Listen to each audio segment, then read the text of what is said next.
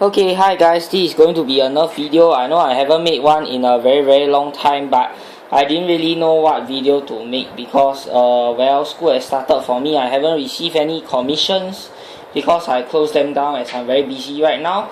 But I'm going to go through a little mod update that I started on somewhere in late December last year, which is only about 2 months ago. Okay, I haven't really finished this mod because I started very late and I ran out of time, so school has started. Also, there were some complications in between and I also didn't have enough budget to buy all the materials needed. Okay, so this mod will probably be done maybe June or even November or December this year, because you know I don't have a lot of time now, and also even though I got the budget to buy the remaining items, I do not know how long this mod will still take. Okay, what is this mod? As you guys can tell from the title, is 3K Longstrike. Okay, so let me go through what I've done so far. I also made quite a few mistakes along the way, but yeah, it's my first time doing such a complex mod, so yeah. Okay, so what I did first was I dremelled out both halves of the Longstrike shell and remove all of its non-important internals. The only ones I'm keeping is these two nubs because I still want to keep the stock, the trigger here, the clip release, and I'm also keeping the stock bolt sled. Yeah. Okay. So I know many people out there have done mods like putting some air tank into some blaster with a nice shell, such as the Longstrike, the Centurion, or some other cool looking shells that they find out there. But most of them are single. Now what I don't really like about them is that if a blaster is single, well, it really slows down its firing speed, so I want to keep mine clip fed.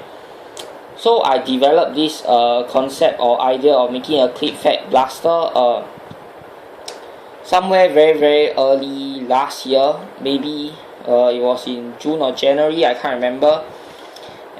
So yeah. Okay, I also got this air compressor, and that was my first mistake because I did not notice that. You see here the gauge. Yeah, hold on, focus. Okay, yeah, it's running, it's kPa and not PSI. Okay, most models will use PSI as their gauge, but I did not see this, I did not notice this, but it's fine.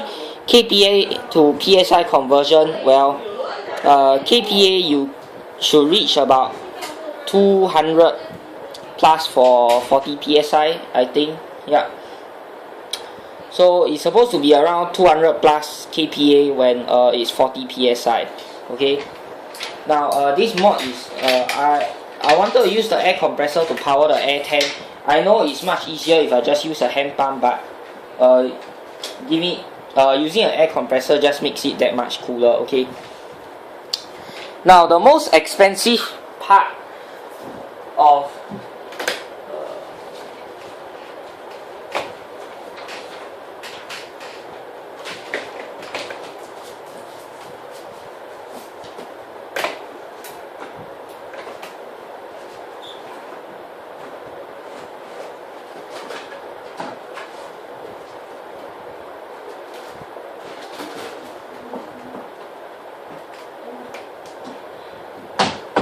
okay, sorry for a long pause there. Okay, the most expensive part of this project, no doubt, was definitely this LiPo battery. Okay, it's 14.8 volts, 2200 mAh. It's not very high, but then, yeah, this battery costed me about $70 over, which I didn't know.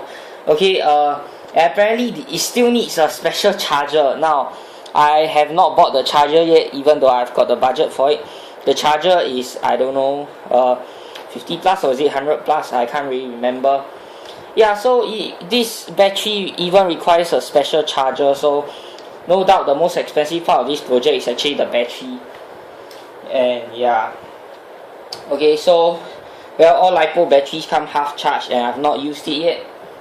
Also, I need to purchase some wiring to connect this part to the air compressor here, the two ends here of the air compressor.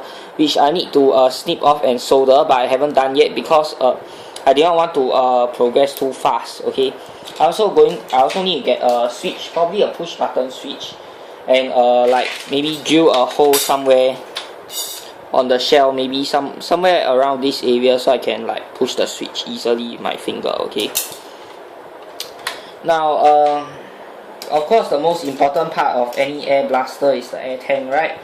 I'm using the AirTech 3000 air tank, and I cut off all of the parts, sanded it, and kind of reinforced it with epoxy putty and the, what do you call it, fiberglass mesh. Okay, I know it is not very well reinforced. You're not supposed to have all these air bubbles and stuff like that, but yeah, I didn't know. It was my first time, and yeah, it was really quite bad. Anyways, you might notice that this tubing is quite short, so which is why I got this to extend it. All I have to do is put this in here, there, and it's nicely secured. Okay, this part will then connect to this part of the air compressor. All I have to do is yeah, and it's secured. Okay, so that's how it will work basically. The air compressor and the battery will be outside, so that it's actually easier for me to take out the battery or disconnect it when I want to charge it and stuff like that. Okay, I'll put them externally so I don't have to open up my blaster every time I need to charge the battery and stuff like that. Okay, now it was also my first time using a jammer. I did not know that I had a jammer at home, and thank God I found it, or I were to spend even more money buying it. Jammers aren't cheap, you know. Okay, so yeah, apparently my jammer was quite shitty and old, and apparently the charger for the jammer is really bullshit. So yeah, and I actually jammed out this half of the shell. This half, I managed all the way until this part, this big nut here, which was really hard to get off, and my jammer ran out of battery, and it just so happens that my charger kind of broke. Okay, so yeah, I need to get the charger for the jammer as well, so plenty of stuff I have to get. Okay, now the concept for this is I'm actually using the bolt sled to help pull the bridge forward and backwards. So I'm keeping the stock this priming part here. I want to keep it so that I can actually prime it back and forth using the stock handle. Okay, I'll explain how that works later. Now my bridge, what am I using? I am using a version of SG Nerf's slide bridge, a slightly modified version. Basically this PVC tubing, 13mm PVC. Okay, and that sleeves over this what brass is this? 9/16 brass. Okay, so yeah, I wanted my blaster to be able to take both Stephan darts and full length darts. So yeah, I'm probably gonna, I haven't cut the hole yet for the bridge. I already measured out how long I want it, but I haven't made any markings or done any cutting yet, because this shell is not really done yet. And another mistake I made when making the air tank was that well, when I reinforced it, I did not calculate how much space you actually take up in the shell. Okay, so basically the air tank would sit somewhere around this part of the shell. Unfortunately, when I put the bolt sled in the other time and tested priming it, hold on. Now I realized that the air tank was actually a tad too big from the reinforcement, so I actually had to use a file to file down this part of the air tank, this reinforced part of the air tank. Yeah, really bad planning on my part, but oh well, we all make mistakes. And the worst part was while jammeling, I did not notice, and you know, I'm not very patient as well, accidentally jammer a small little hole here, but I don't think it's that noticeable from far away, and yeah, never mind, I suppose it's fine, but just have to live with it.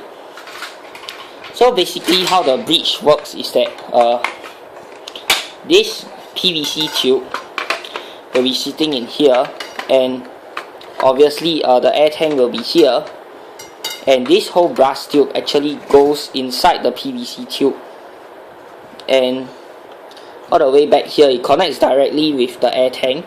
And of course I needed a seal, so I had this. It's made out of half-inch brass, 1732s and 916s. Okay, you can look up SG Nerf slide breach guide. So this will be at the back, and then this will be connected to the air tank to give it a 100% seal. Now the air tank will be here, and as you notice, I'm keeping where the breech is supposed to be. I'm keeping the positioning of where the clip is supposed to go in. So it has really little dead space inside it, almost none if you ask me. So yeah, the breech will the hole will be here. So when the clip goes in, it can. Now the beauty of having this is that it can accept all clips. It can accept Pack D clips, X Max, X clips, even the stock Nerf clips. Okay, so yeah, very versatile, and even the Nerf drums if I wanted to. So I'll be cutting the breech here, and then how am I going to pull this thing back and forth, you might wonder. I'm keeping this bolt sled. So my idea is that I'll actually epoxy putty 2 nuts here along this area, so that I can, when I pull the bolt sled back and forth, I can actually move the brass tube inside it along with it to open and close the breech. Okay, now those who make breeches, you should know that you only cut a hole at the bottom here so that they can feed it. I'm going to cut another hole at the top here so that I can actually epoxy putty the hex nuts onto the bolt sled and onto the brass inside, so I can pull it back and forth. Okay, this is very long, but if I fit on the barrel extension of this, it's actually the barrel extension just covers the brass. Okay, yeah. So here I also got this little orange piece from the Longstrike front gun to kind of attach it to the front part in case it sticks out. But if I do that, I'm unable to attach this nice scar barrel which I got from Area 503, and that really helps in spin control, so my darts don't go fishtailing everywhere. But however, poor planning on my part again, I got a black one, and you know, toy guns in Singapore should have an orange tip I mean, and this black tip doesn't really yeah. Okay, so what else have I not went through yet? Let me think. So yeah, that's about it for my short update. You'll say it's sort of a teaser video for the mod, but yeah, I'm still a long way away from it. I don't have any free time to continue. And oh, how am I going to attach this gigantic compressor to my setup? Okay, basically once I'm done with all the internals and stuff, I'll still attach the stock. I filed it down so the stock is actually removable from the outside also, but it's strong enough that you can't just yank it off lightly, or you won't fall off when you tip it over. Okay, so the fouling is just nice. Okay, I plan to use some black pouches. I haven't probably those camera pouches to put this whole compressor, and cable tie the whole thing onto the back of the stock. Okay, I know it's a little bit heavy. Some people, they actually remove the shell of the air compressor to like because all you need is actually the insides of this air compressor, and they put it in their blaster. However, I think it's kind of ugly, so yeah, I'm gonna keep this shell. And it will have 2 pouches. The second pouch basically will contain this battery and perhaps some clips. So there will be pouches, one on the left side and one on the right side, so the weight won't be lopsided, you know. So yeah, that's it for this video, and I'll make another video showcasing the mod once it's done. You guys can look forward to that. In the meantime, I don't think I'll be posting any Nerf videos soon because I don't have time to make commissions. Mod guides, I'm not sure, but I don't have anything I can use as an example to do a mod guide on. So unless I get commissions, then perhaps I can use them as to do a mod guide video as well. Okay, so yeah, but you guys can still look forward to gaming videos from me every week. And that's it. Be sure to like and subscribe. Thanks for watching.